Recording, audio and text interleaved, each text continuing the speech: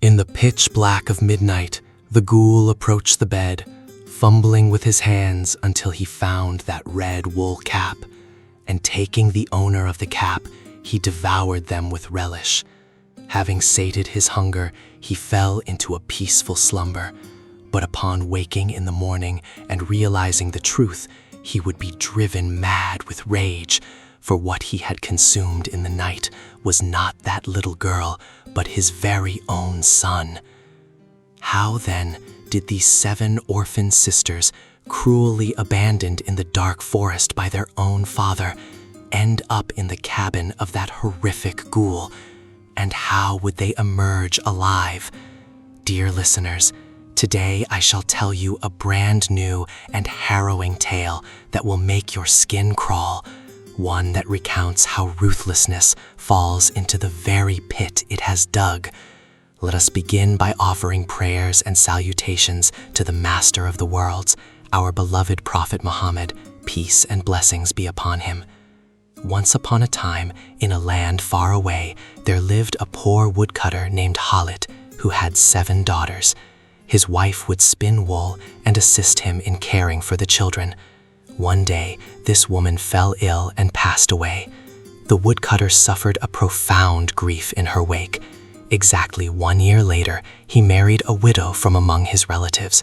However, this woman was exceedingly stingy. She loved nothing more than eating and sleeping. She had a son whom she constantly pampered, giving him the finest food and clothes, while depriving the daughters of the blessings within their father's house.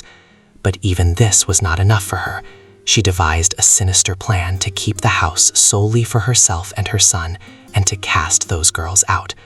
The woman and her son would cook and eat that meager bit of meat in the pot all by themselves. When her husband returned home and found no meat or roast in the pot and asked why, the woman would tell him, "These daughters of yours are sweeping away everything in the house." One night, she approached the man and asked how much longer they would endure this situation, claiming that his daughters did nothing but eat and that she was weary of serving them. In truth, the woman was lying about those poor girls, who were exhausted from cleaning and carrying water all day. Yet the woodcutter believed her and said, "You shall see what I will do to them. I will beat them mercilessly." The woman replied that beating them would serve no purpose. It would be best to leave them in the forest so they might learn to fend for themselves. After some thought, the woodcutter agreed, but on one condition: her son would go with them, so that the meat and food in the house would remain only for the 2 of them. The devious woman replied, "I accept." She then secretly whispered into her son's ear, "When you reach the forest, move away from the girls immediately. I will come to fetch you, and we shall leave them there. When we return home, I will hide you in a basket, and your uncle will notice nothing." The woodcutter told his daughters that he would take them to the forest to help him gather dry branches to heat the oven. As they left the house, the woman covered her head and followed them in secret, ensuring she remained unseen. Upon reaching the forest of birds, the woodcutter stopped before a great tree and told the girls, "I shall fell this tree. You gather all the dry branches you find nearby. Return here when your task is done, and do not be late." He then tied a large stick to one of the tree's branches with a rope. As the wind blew, the stick struck the trunk of the tree violently, producing a sound identical to the strike of an axe. Finally, he left a box of matches, a knife, and a jug of water on the ground. "You will need these to hunt and cook small game. I am leaving now, for sustenance is scarce and there is not enough for us all. May your mother, who entrusted you to me on her deathbed, forgive me," he said. As the girls heard that sound echoing against the tree trunk, they believed their father was still nearby. Their stepbrother, the only one who knew the truth, said nothing and slowly slipped away, just as his mother had instructed. As he withdrew, he told himself that this distance was not enough, that he must go further so they would not see him, until he finally vanished from sight. When the woman reached the forest, she saw the girls joyfully gathering small branches, but her son was nowhere to be found. She cursed herself for even conceiving such a plan and began to search for him in vain. Finally, she departed, telling herself she must return home before her husband grew suspicious, and that she would return with her relatives the next day to find him. Thus, the 7 sisters continued to play and wait in the forest until nightfall. When they went to the spot where their father had been cutting wood, they found nothing but a stick striking the trunk whenever the wind blew. Realizing the truth, the eldest sister said, Our father has conspired with that cruel woman to cast us out of our home. This forest is vast, and those who enter are lost. Listen to me carefully. We must fend for ourselves. Perhaps we will encounter a hunter or a woodcutter who can lead us back home." The girls began to search for a place to spend the night, their hunger growing. Suddenly, a light appeared in the distance. As they approached the light, they saw a wooden cabin and a barn beside it. Upon entering, they found a well-fed cow. They approached it quietly and milked its warm milk. Then they drank in silence. Every sip they took eased the pangs of their hunger and rekindled the embers of hope within them. Afterwards, they lay down upon the straw in a corner and fell into a deep slumber. In that hut lived a ghoul woman named Deuce, along with her young son. The ghoul told her son, "Go and fill this vessel with milk. I shall cook you some porridge." When the son returned and said, "Mother, there is not a single drop of milk in the cow's udder," the woman grew furious and shouted, "You fool! I shall go myself, and woe betide you if you are lying." No sooner had she stepped into the barn than she caught a strange scent. She looked around, approached the straw, and there she found 7 beautiful girls, radiant as the moon, fast asleep. To herself she whispered, "I shall lock you in here and feast upon one of you every day." Then she woke them and said, "Come with me, there is plenty of room to sleep, and you may also join me for dinner at my table." When the girls entered, they were met with a table laden with cooked sheep heads, swarming with flies. Repulsed by the meal, they drew back, yet the youngest girl was famished. Despite her sister's attempts to restrain her, she fell upon the food. The little girl cried out, "Auntie, my sisters are stopping me from eating." The ghoul replied, "Shame on you. Let your sister eat. There is plenty of food, and the eyes are the most succulent part of a sheep's head." As the ghoul cracked open the sheep heads, plunging her fingers inside and then sucking them clean, the girl's revulsion only deepened. When it was time for bed, the ghoul placed a red woolen cap on the youngest girl's head and, to make the girls feel secure, laid her own small son down beside them. Yet the girls were well aware of the dire peril that awaited them, and they resolved to flee at the stroke of midnight once the ghoul had fallen asleep. They asked the ghoul's son when his mother slept, and how one could tell she had finally drifted off. The boy replied that when his mother's snoring grew loud, she was actually wide awake. It was only when the owls began to hoot that she truly fell into slumber. The girls waited for the night to fall silent and for the boy to sleep. Once he was adrift, they took the hat and placed it upon his head. In the pitch black of midnight, the ghoul arrived, fumbling in the dark until her hands found the woolen hat. She seized the wearer and devoured him with relish. Her hunger sated, she returned to her bed and slept. The girls rose at once, gathering a large blanket, a basket of bread, and some fruit. But the youngest girl had discovered a chest filled with silver. Hiding her discovery from her sisters, she took a single bracelet. Then they slipped silently from the house and into the shadows of the night, running with all their might, though they knew not where they were headed. When the ghoul awoke, she called for her son, but there was no reply. Upon entering the kitchen, she realized that the creature she had devoured in the night was not the little girl, but her own flesh and blood. All that remained of him was that red woolen hat. Realizing the girls had deceived her, she was consumed by a blind rage and began to hunt them. Along the way, she encountered her stepbrother, lost and withered by hunger. Looking upon the boy, she sensed the malice and cunning etched into his features. She thought to herself, "I shall take him home and raise him as a ghoul. He will replace the son I slaughtered with my own hands. As for those girls, I will hunt them until they are found. When I catch them, I shall impale them on iron skewers and roast them over the flames. I will feast upon their flesh and gnaw upon their bones.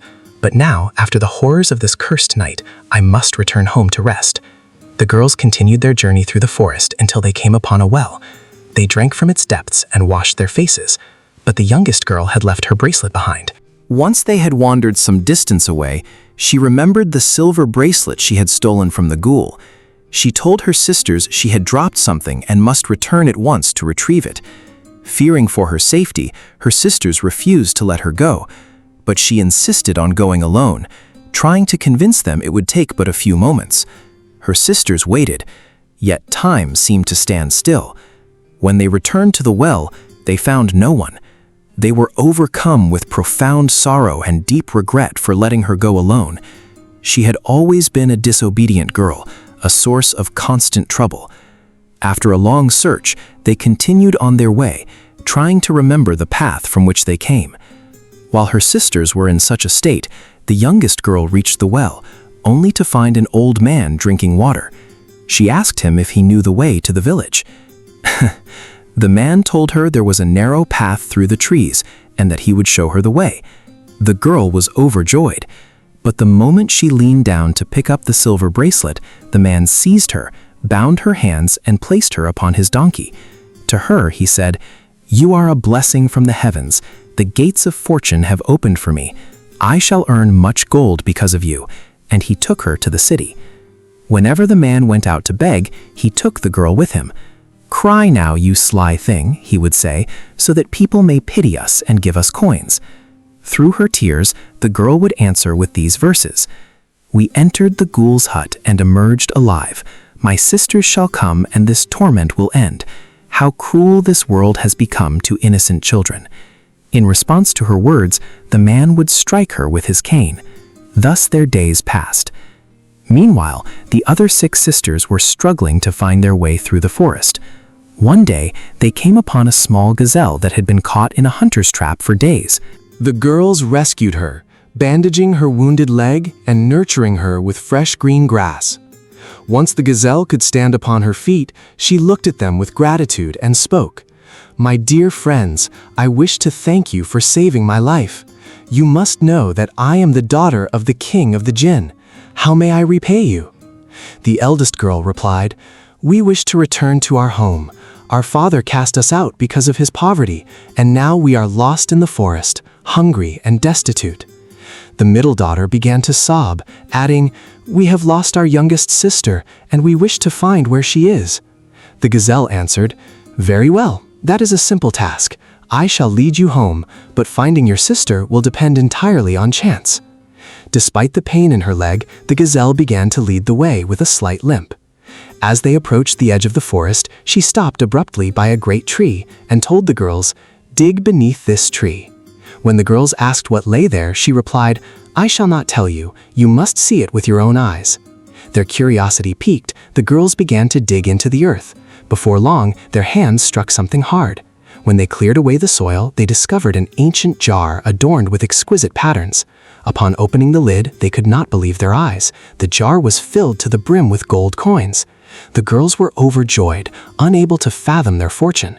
The gazelle told them, "Everything within this jar is rightfully yours. However, tell your father to purchase many sheep and chickens and to tend to them. Take only a third of the gold and hide the rest, for you can never be certain of that stepmother's treachery." Heeding her advice, the girls took a third of the gold and concealed the remainder back under the tree.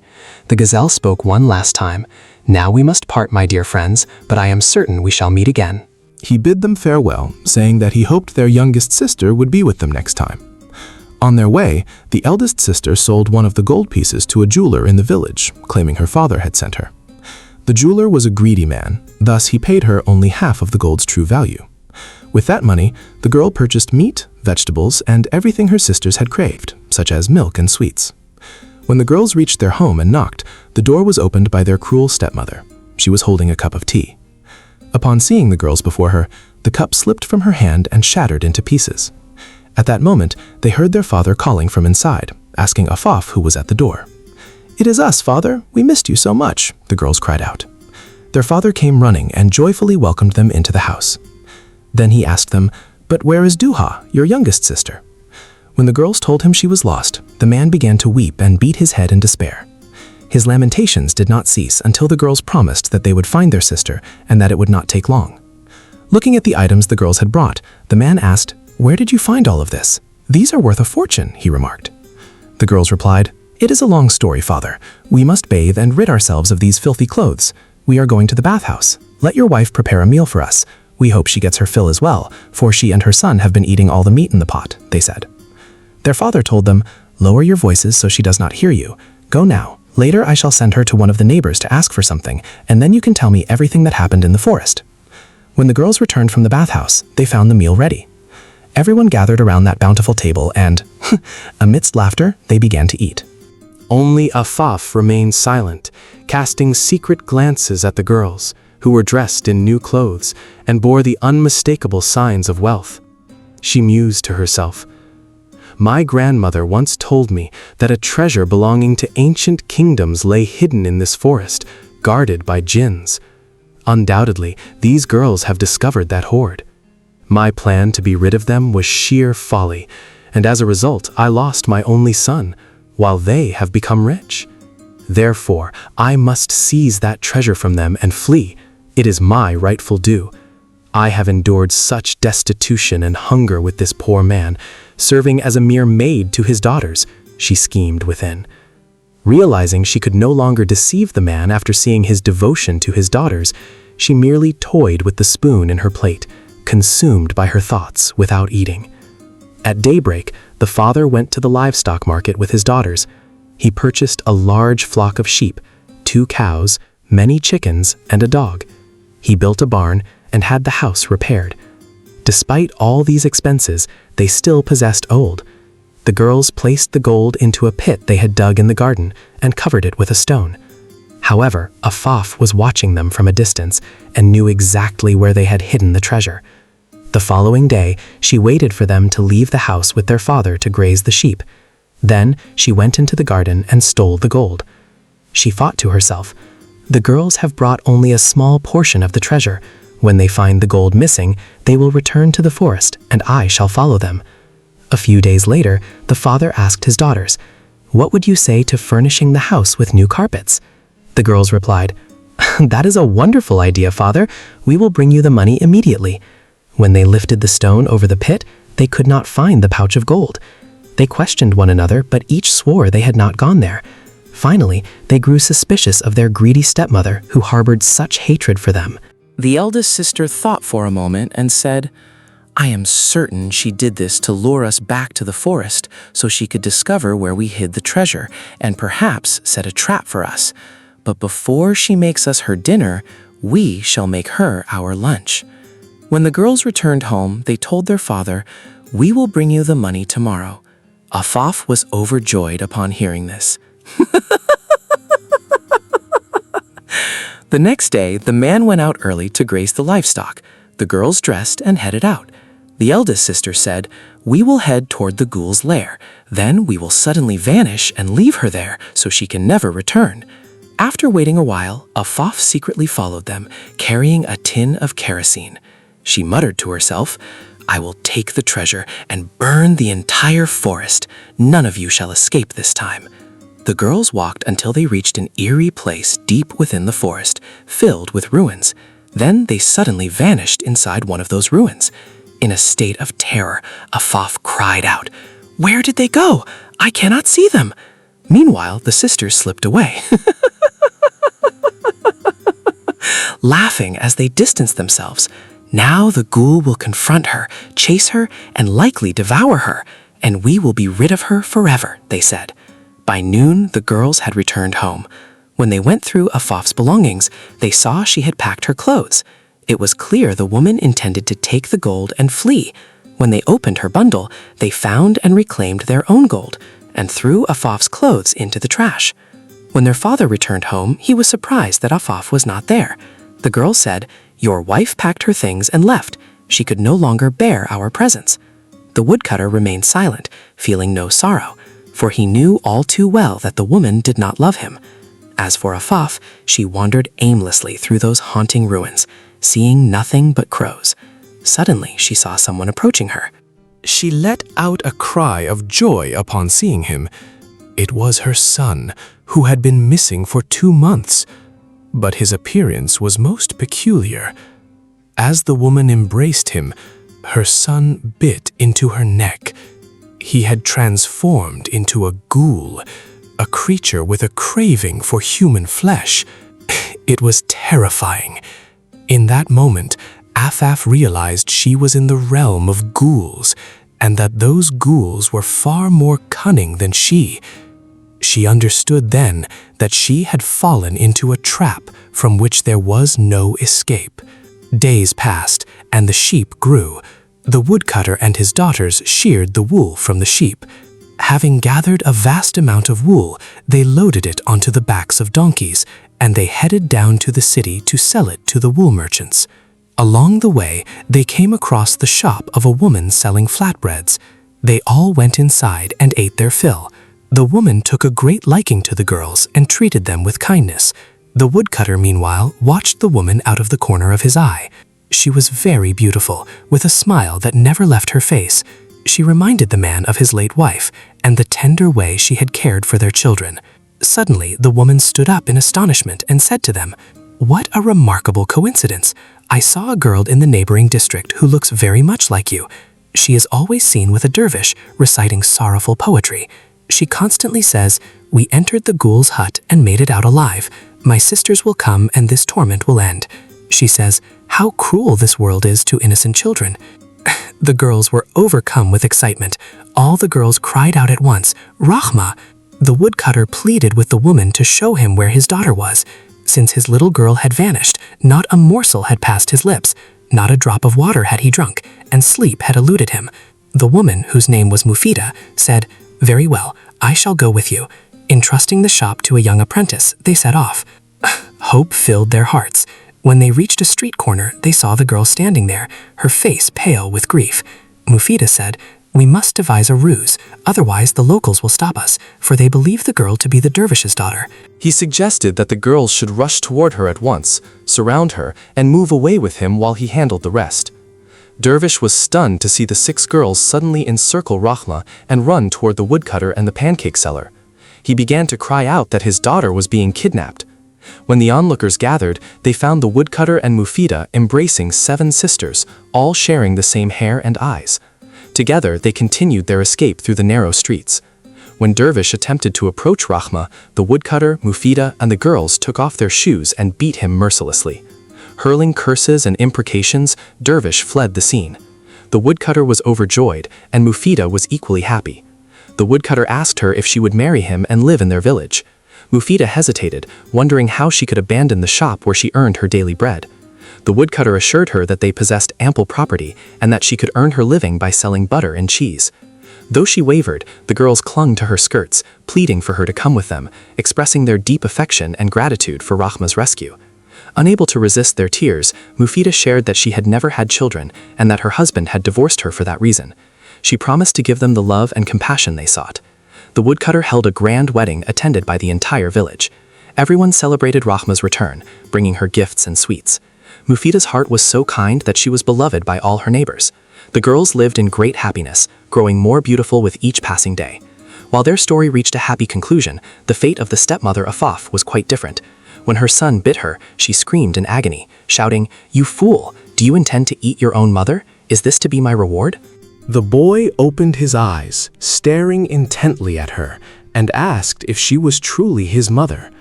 Afaf replied, "Yes, and your father was that woodcutter with the 7 daughters. How could you forget? You used to loathe those girls." The boy scratched his head and said, "I am beginning to remember now. That ghoul forced me to eat snakes and strange little creatures. I ate so much of them that I forgot who I was and transformed into a ghoul myself. But I do not wish to stay here. I want to go home." His mother asked, "But how shall we find our way back through this forest?" Her son Ziad replied, "Every time I go out to hunt, I see a dervish near a water well. He is a cursed man. Even the ghouls fear him. I will wait for nightfall and for him to sleep. Then I shall seize him." When night fell, Ziad crept toward the dervish and caught him in a vice-like grip. The dervish awoke in terror to find a creature before him whose hands felt like iron. No matter how he struggled, he could not break free. "What do you want from me? I have nothing," he cried. Ziad said, "If you tell me how to leave this forest, I will set you free." The dervish replied, "Very well, let me gather my belongings." As the man leaned down, the ghoul's silver bracelet fell from his pocket. Ziad immediately snatched the bracelet and shouted in the man's face, "Tell me where you found this, or your end will be grim." The dervish said, "It belonged to a little girl named Rahma. I took her to the city, but her sisters rescued her. They were with their father and a very beautiful woman." Hearing this, Afaf was consumed by rage. "That cursed man has divorced me. I will make him pay," she screamed. The dervish said, "If you give Rahma to me, I will help you. As punishment, I shall beat her until her skin is flayed." Afaf nodded in agreement. This unholy trinity emerged from the forest, navigating the narrow paths between the trees. Before long, they arrived at the home of Halit the woodcutter, a house that now resembled a palace. Upon seeing the barn, Ziyad spoke, "I have a plan. I will set the cows free. When the woodcutter hears them and comes outside, I shall finish him." His mother added, "And I shall strangle that new wife of his with my own hands. We will bind those 7 daughters with ropes and hand them over to the dervish. The house and all the livestock will be ours. We shall be wealthy." Yet, Rahma had a young calf she loved dearly. Rahma would never sleep without feeding it and ensuring its well-being. Suddenly, the calf stood up, its ears pricked. Rahma asked, "What is the matter?" The calf rushed toward the door. Peering through a crack in the door, Rahma saw that malevolent creature approaching with a massive axe in hand. Behind him, she saw her stepmother and the dervish. She realized instantly that they had come for revenge and that her family was in grave danger. Grabbing a metal vessel, she began to strike it with all her might. Startled by the deafening noise, the cows broke through the barn door and bolted outside. They scattered in every direction. Though Afaf and the dervish tried to flee in terror, they could not escape being trampled under the hooves of the cattle. In their sheer panic, the cows crushed them. When the woodcutter, hearing the commotion, rushed out in horror, he found them lying lifeless on the ground. He cast them into a deep pit, covered them with earth, and said, "You have met the end you deserved. Goodness always triumphs in the end. He who digs a pit for his brother shall fall into it himself." Our story ends here, my friends. Do not forget to subscribe to our channel and like and share the video. Furthermore, you can become a part of our growing community by joining our channel and support our work by sending a super thanks. Your contributions are vital for the continuation of these narratives. Until we meet in our next video, stay in God's grace.